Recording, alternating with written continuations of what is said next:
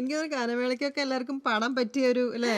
പാട്ടായിരുന്നു. പക്ഷെ എനിക്ക് തോന്നുന്നു എന്തോ ആ പാട്ട് അങ്ങനെ ആരാ പാടിയെന്നൊന്നും ശ്രദ്ധിക്കാൻ മാത്രമുള്ള ഒരു വൈബൊന്നും അന്ന് പിന്നെ ഇന്നത്തെ കാലത്തെ പോലെ അത്ര ആ ഒരു ഇന്നത്തെ മാർക്കറ്റിംഗ്. കാലത്തായിരുന്നെങ്കിൽ ആ പാട്ട് ഭയങ്കരമായിട്ട് അതെ. ഹിറ്റ് ആവുമായിരുന്നു. കാരണം അതിൽ എനിക്ക് തോന്നുന്നു പിക്ചറൈസേഷൻ ഒക്കെ നല്ല അടിപൊളിയായിരുന്നു. കാരണം പൃഥ്വിരാജും മീര ജാസ്മിനും ഒക്കെ വളരെ ഭംഗിയായിട്ട് തന്നെ അത് അഭിനയിച്ചിട്ടുണ്ട്. ചെയ്തിട്ടുണ്ട്. ഗിരീഷ് പുത്തഞ്ചേരി സാറിന്റെ രവീന്ദ്രൻ ശ്ലോകദാസൻ ഡയറക്ഷൻ.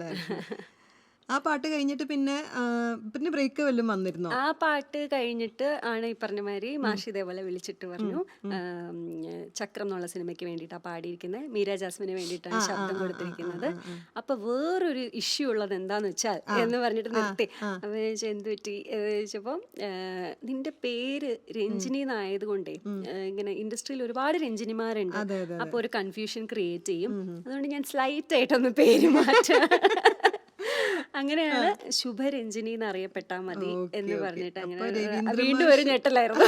അടുത്ത രവീന്ദ്രമാഷാണ് രഞ്ജിനീനെ ശുഭരഞ്ജിനി എന്നുള്ള